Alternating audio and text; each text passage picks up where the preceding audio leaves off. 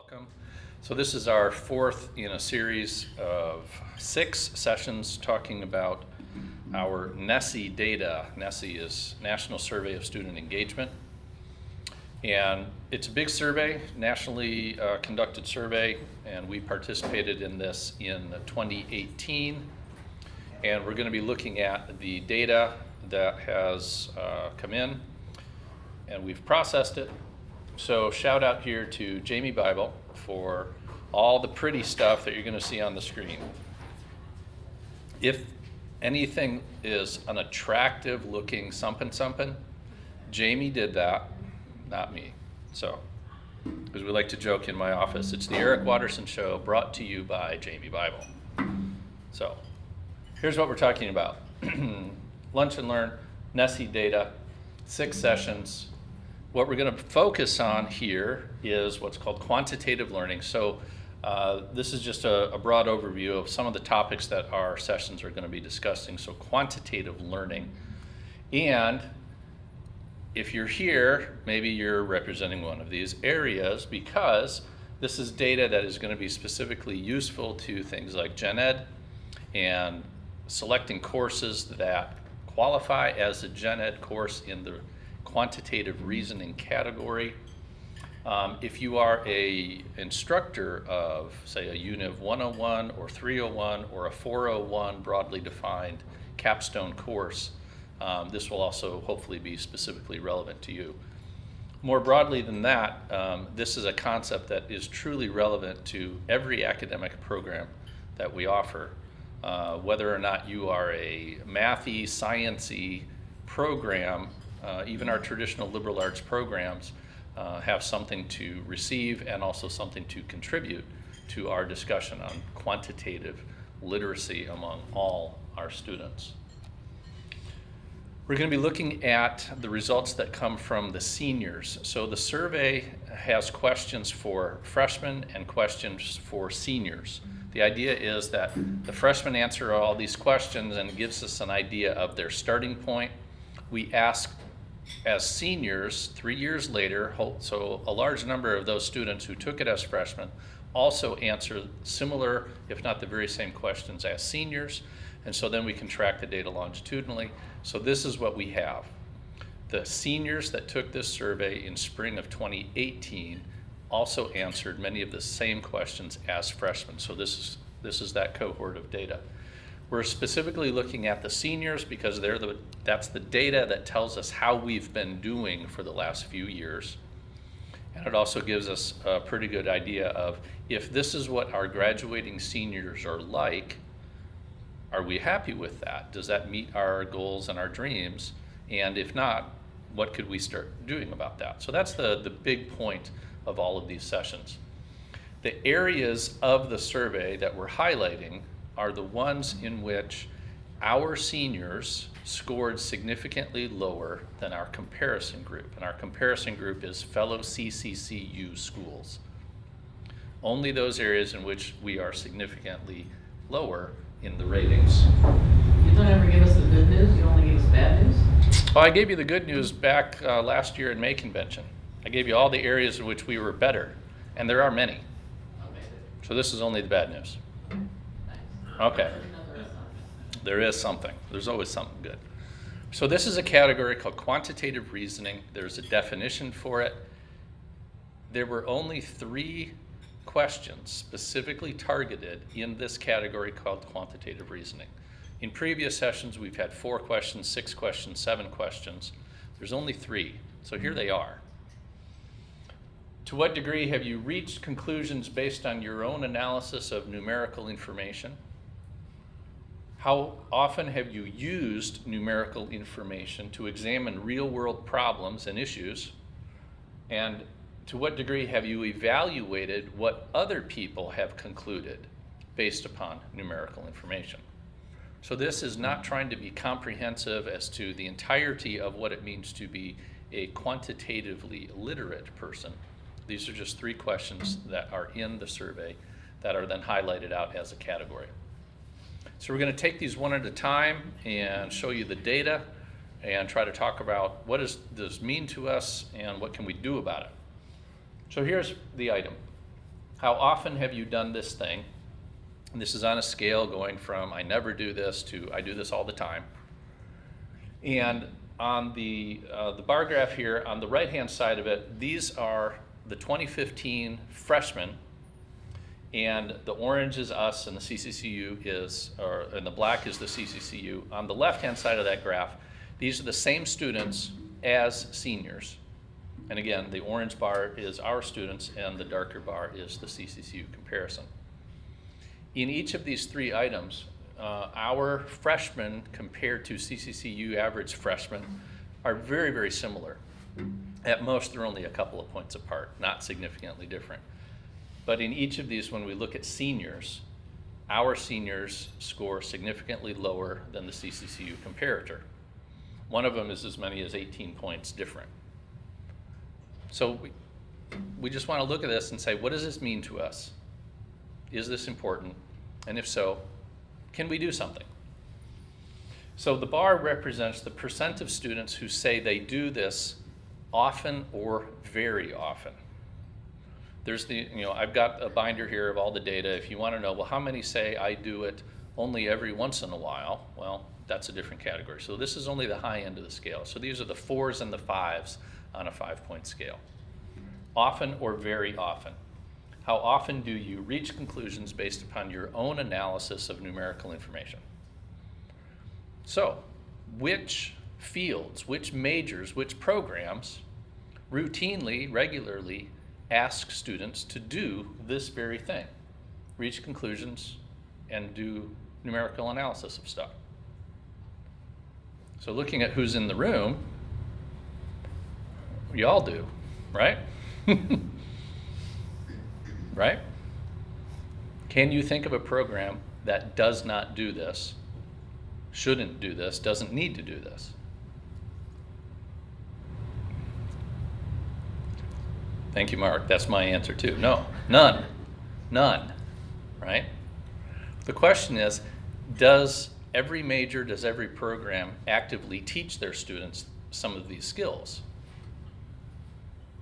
Well, the people in the room these programs do, okay? But does every major do it, need to do it? And I think the need to do it, that's part of the open question that we want to drive to. One of the key things here is that coding the data as applying to our HLC criteria. So category 3, we'll get to that in a second. The idea here is, what is this stuff called quantitative reasoning? So here's the idea. In this category, if we summarize or rephrase the header, I suggest this. Knowing how numbers work and the ability to use numbers to make sense of something. That's a pretty simplistic or simplified definition. Do you accept that as that's probably what this is about? Know how numbers work, use numbers to help you make sense of something. So then we come back to the question, does it matter what your major is? Does everybody need to know how to do this? Right. Yes, please, Lindsay. I'm finding a different wording. So what the students are being asked is, how often do you do this based upon your own analysis? And I feel like if I were to see this, I would be hesitant to say very often, because most of the time maybe I'm given a set of numbers to analyze and I'm thinking that's not my own data. And I know that that's up to the student to kind of interpret it. Well, it doesn't have to be your own data. I know it doesn't, but that's for some reason how I first interpreted I do the too. question. Yeah, not every field generates data. Okay, so yeah, it's Yeah, so I would agree that they should have the knowledge and the ability to do it, but somehow in this prompt that they're being given, I'm interpreting it differently. I Okay. guess. Okay, that's all right. So, even if we simplify that down to knowing how numbers work and being able to use numbers to make sense of stuff. Pretty simplified, right? Where does this connect to us? Well, in SLO 2, we have this very broad learning outcome called knowledge and skill. Knowledge of what? Skill of what? And generally we're saying inside the individual majors where we're trying to fulfill this. Where do we have evidence that students do the knowledge and the skills of that discipline? And this brings us back to the question again. Are there some disciplines, some majors that we offer, where this type of numerical ability to take numbers, take data, analyze it and make sense of it, is that just not what that program teaches? It's not part of the deal. And I think that's true, right? Now the records office is saying, yeah, that's true, right? So here's the idea though. In our gen ed, we require a math class. Every undergraduate student needs to have some sort of a math course. Certain ones get designated, other ones you say, well, you can take any one of these several and it fulfills your math requirement, right? Does that satisfy this need for quantitative literacy? Does that teach this essential skill reliably to all of our students so that no matter what major they go into, they've got this? I think that's too much to ask. I mean, different degree areas, different program areas are going to need different levels of that skill. Mm-hmm. And to say that a single class is going to teach you all you need to know about that seems facile. Right. That's the direction I'm going in. Thank you. Can one class do it all? Okay. Well, all partly is all that we expect, all that is needed, all that moving off into a marketplace of employment would require or demand of you. Is that what we mean by can it do it all? In the gen ed system that we've got going for assessment, we're talking about the introductory, the developing, and the mastering level of a skill or a knowledge base or whatnot. And we are trying to position our gen ed curriculum to definitely be able to hit the eye level of everything. That's what gen ed curriculum would be for. And maybe there's a couple of additional classes that may start to push you to some D level material, developing in a certain slow area. And certainly we would move to certain programs to develop that mastery level. If you're a STEM field or even a social science field, there's some pretty high level analysis capabilities that you can learn, right? So one question that I would like us to discuss shortly is that one math class, quote math class, sufficient for this broad area that we're calling quantitative reasoning? So the second issue here, second question in this category, how often have you used numerical information to examine a real-world problem or issue? Now here's one of the funnest things that I start to think about here. I look at this data and I think, these are the seniors. They were either in 401 or they had just taken 401. And isn't 401 supposed to be all about taking on real-world problems and issues and proposing creative solutions to them? Right? That's what it's supposed to be about. But that doesn't necessarily mean that they're going to use numerical information in that class. Right, because we leave it up to the students to determine what are the sources of information that they need to gather to perform some sort of a critique or analysis. Or the project partner, share an experience first. Right, or the project partner says, this is a data-driven project, or it's not a data-driven project, something like that. To me, however, in my way of thinking, I can't think of real-world issues and not have numerical data or numerical information to be associated with it. I don't think that way. I can't think that way. Right? So I'm always putting numerical data on stuff. I'm saying, well, how much, how many, how often? That's numerical data. Okay? So our freshmen back in 15, we were similar to CCCU, but our seniors, quite a bit lower. So either our peers in CCCU schools are putting some sort of a mathy-ish class in the way of their seniors, or we're just doing the opposite. We're not putting anything in the way of our seniors that really requires them, or at least most of them, to grapple with numerical information as it applies to real-world problems and issues. And is that okay? I think we're in a climate now where we're trying to be more sensitive to our students are going to go off into the workplace. We want them to be people of character and service. We're trying to define that. We're trying to measure that. We're trying to equip our students. In my area, that certainly is being much more literate with numerical information. So here's the idea again. So I simplify this down. I call it, don't be afraid of numbers, and don't blindly trust someone else's analysis of numbers. You know, I say don't be afraid of numbers because I teach statistics, and on the first day I ask them how many of them are afraid of math. And always and always, always, the vast majority of them say, I am afraid of math.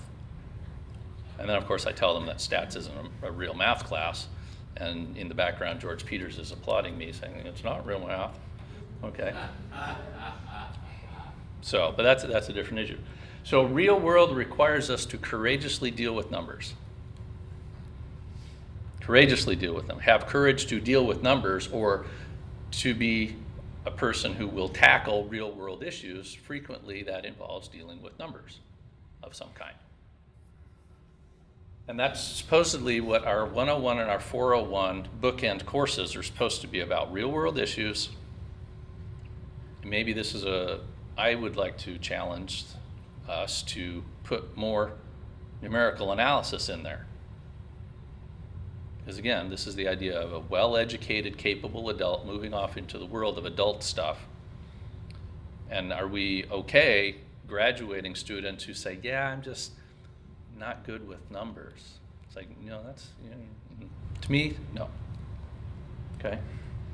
So the challenge then that I've suggested here, every major needs to reveal to their students how, inside the major, they can learn to be better quantitative reasoners, to be more comfortable and familiar with numbers and how to utilize numbers and analyze numbers, understand numbers. Every major needs to be able to do this, because everybody goes off into the world, tries to tackle real world problems, and that's going to involve a numbers something. That's just my bias, and I'm in a room full of numbery people, so hopefully you share my bias. Okay, the third item. Again, there's only 3 in the category. How often do you evaluate what others have concluded from numerical information? So again, don't trust that someone else did math on it, so it must be right. Have you ever heard that phrase? This is like a popular phrase that Jamie and I tried to Google it and see where it comes from. It's the idea of, if someone claims to have done math, they must be right because, numbers, right? And I get several smiles and head nods of, yeah, we know that to be true out there. So again, our freshmen were pretty well on par, but our seniors, we have a decline. This is the smallest difference in the set, but it is a significant difference. So how often do you evaluate the claims that other people make regarding numerical information? Well, is it significant that there was the numbers were static between the 4 years? I mean, as freshmen, it was 31%. As seniors, is it 31%? That is coincidence. Okay. That's just what the data showed. Yeah. Yeah. That's just the way the data is. So, how often do you do this? Well, this is one of our higher ones for seniors. About a third of them are saying they do this regularly, often or very often. So that's probably pretty good, about a third of them. Well, are 1/3 of our students in numerical inclined fields? More than 1/3 of our students are in numerically inclined fields. Yet within that large number of our students, they're not all saying, oh yeah, I do that all the time. That's just part of how I've been trained, or what my degree requires of me, or what my potential job field. I think students are toning it down. Maybe they're in a field that says, oh yeah, being numerically literate is important, but yeah, I'm kind of setting that aside. Maybe that's a dynamic that's going on. I had to take those classes to get my degree, but I really don't want to play with numbers. Maybe. Just some thoughts. So in the real world, I get down to this idea of being an educated consumer. You will be confronted with numerical information constantly throughout your life. You can't avoid it. Maybe you'd like to, but you can't. I mean, it used to be, we're all old enough to be able to say, do you know how to balance your checkbook? Right? Does anybody just only use an app on your phone for all your financially things, and you never use paper or charts or spreadsheets on? No. Well, my kids do. They have checkbooks, but they don't use checkbook, and they don't even attempt to balance it because the app does it for them. And of course I say, well, why do you trust that? Think about it for yourself. Know if it's correct or not. The computer is only as smart as what you told it. Maybe you told it wrong information, that kind of stuff. So here's some fun stuff. This is real, this is true. Yes, I stole it. I'll show you my source in a second. 86% of Americans do not always fact check the information they read. And this is all sources of reading. 86 frequently say, no, I don't fact check. 61% of Americans read articles on social media and are likely to share, repost, like, and comment, especially if a friend shared it to them. Americans with college degrees are more likely to fact check. However, not a majority of them do it. Millennials and Gen Zs, so our youngest ones, are 3 to 4 times more likely than older adults to not fact check, to just say, oh, it was on the news, therefore it must be true. And then the bias toward, oh, if it's numbers, I don't want to have to think about numbers, leads them to decrease fact checking. In psychology, we call this the confirmation bias, in that when you're confronted with information or presented with information that seems to already fit how you think and feel, you trust it. And when you're confronted with information that challenges how you think and feel, you just say, oh, that can't be true. Confirmation bias. And then belief perseverance is the flip side of that coin. Even when someone tries to give you alternative information, or in today's age, alternative facts, you don't trust them because you say, no, I'm going to stay with what I think, even though you're trying to give me information to the contrary. You persevere in believing.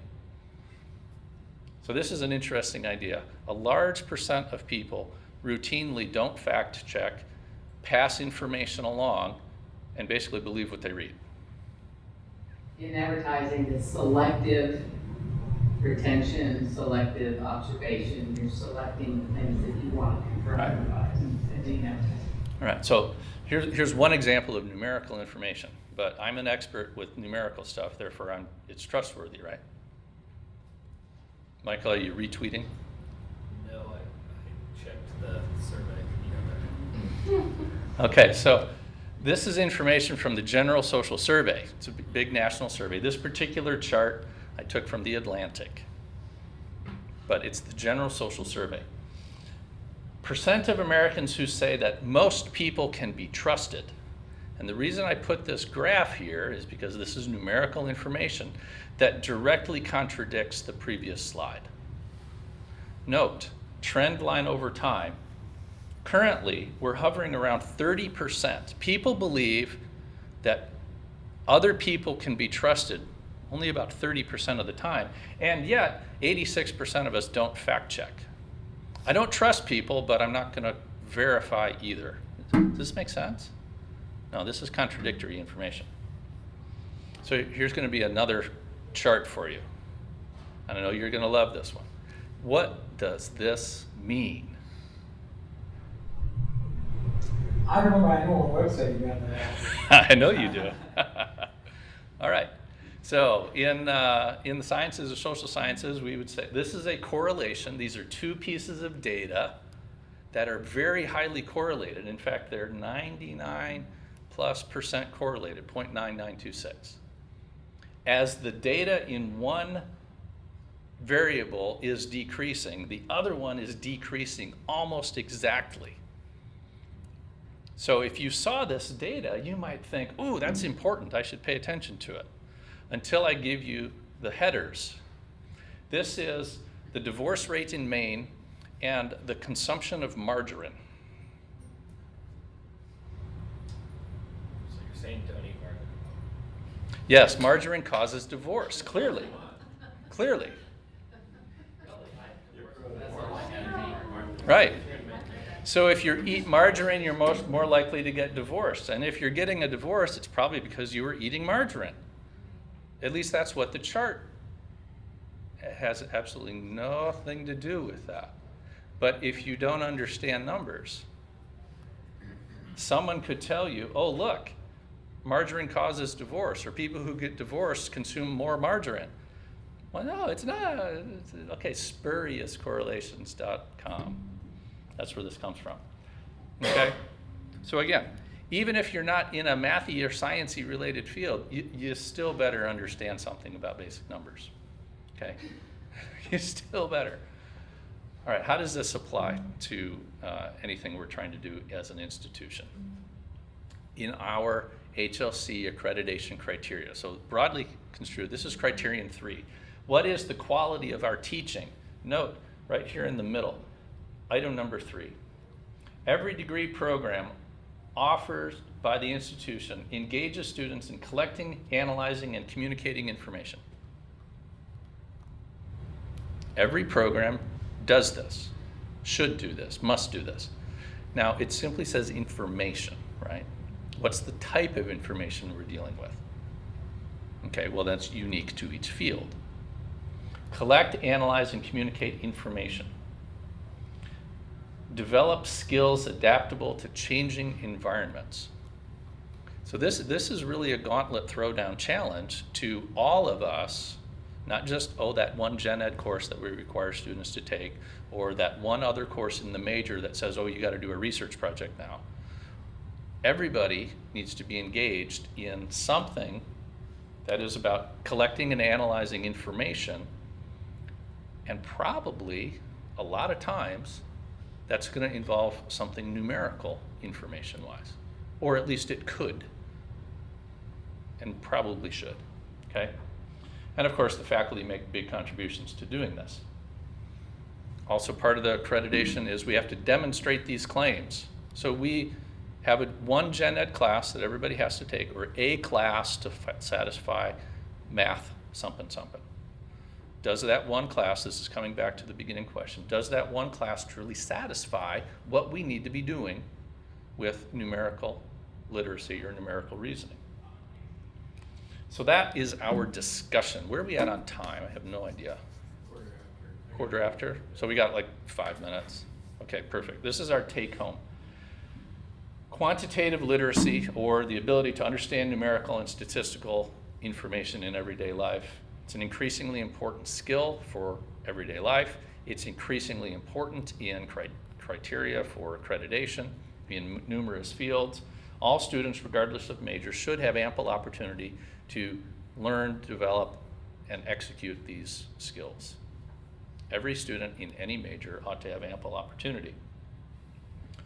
So this is going to be a big question, not just for this session or for this group, but this is something that the institution and all the faculty and co-curricular, curricular programs need to start wrestling with. What do we want our students to be able to know and do as a result of their education? So, how does our curricula allow for students to have less of an emphasis on quantitative reasoning skills in upper division coursework? Is that okay with us? Because that's kind of the trend in the seniors. Fewer and fewer of them are saying, this is a regular and routine component of what I do in my program. Are we okay with that, considering that we're going to launch those students out into the world? Is the level of quantitative stuff that we require sufficient? And then what can we do about that? So those are the big questions. Try to jump out of here. Okay. In this place in D2L, if you go into D2L and you simply search NSSE, NSSE, you'll get to this course shell. In the lesson 4, there's a PDF of all the slides. Takeaway activity. This is a go back to your home areas, have discussions with your peers, have discussions with lots of people, and deal with this question. So there are 3 definitions of quant literacy. One from the NSSE itself, one from AAC and U, and one from what's called the Degree Qualification Profile, which was a big document put out by the Lumina Foundation a few years ago.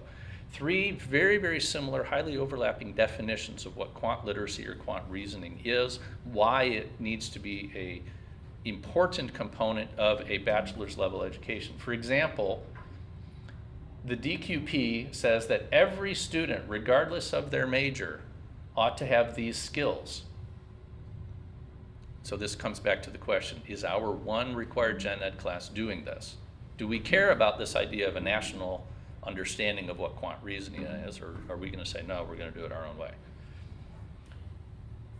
Criteria there of what every major should be able to do. So 3 questions for you, for conversation, and then hopefully some feedback into the system. There is a discussion board to bounce some ideas and continue the conversation after today. Is the one gen ed course truly sufficient to meet the needs of our students? Where in your curriculum are you dealing with quantitative literacy? And if you don't have something in your curriculum that goes beyond gen ed, what could you do to keep this developing in our students? So there is that handout, and there is a Dropbox for writing on that. But then there's the discussion forum. You can go into the discussion forum and you just keep the conversation going. Okay, I know we're really tight on time. Questions or comments from y'all? Eric? Just wondering if there's, I know you have some of the NSSE data broken out by program. Yeah. Are there differences in programs in this? Oh yeah, there are. You know, like because I could be tearing my hair out over here that, you know, it's really bad when actually my majors are on par with. Yeah, we have a lot of this data broken out by major. Some majors, of course, have very few students in them, but we can at least look at, these are the students who answered these questions and where are they on the scale. So yeah, we could provide that if you want it. I just think that's helpful because, you know, some of what we're talking about is a gen ed problem, but it's also a majors problem. Right. And I don't think it's, you know, if we're going to think about that with our majors, then we ought to have some information Right. to think. Yeah. Yeah, my concern is, at this point, mostly gen ed level. We have some numbers. Yeah. I would be happy to give you all the numbers that you can swallow. Mark? Yeah. So you said that your focus is the gen ed level. Yep. You not want discussion about beyond the gen ed. Well, yeah, you may, certainly don't limit yourself. Well, I just became aware that every student is supposed to have one math class. Mhm. In our program, it's okay to have statistics. But my experience is that if a student had statistics, they should still be able to think quantitatively in my classes for the most part, Mhm. but they can't do that either. And so Right. it's just like, okay, they must be getting through the class, but they're not actually learning how to use this stuff. Yes. And so I've also, as I try to figure out how to do a better job quantitatively in my world, I mean, the hard reality is we're caught in a situation institutionally where we've just made decisions that, you know, are based on the amount of resources we have. Pushing forward in more math is counter to having more resources. Right, and in part of the discussion here should not be limited to let's have 2 math classes, or let's have one, but make it better. So there's the extension up into the major. If we can rely upon a gen ed course or some gen ed experiences to provide good foundation, where does my major continue to develop and advance that to a sufficiently sophisticated level of numerical literacy that we feel confident that they can perform in life where numbers are concerned and in my major. So yeah, I'd say the extension conversation does need to happen. Jane?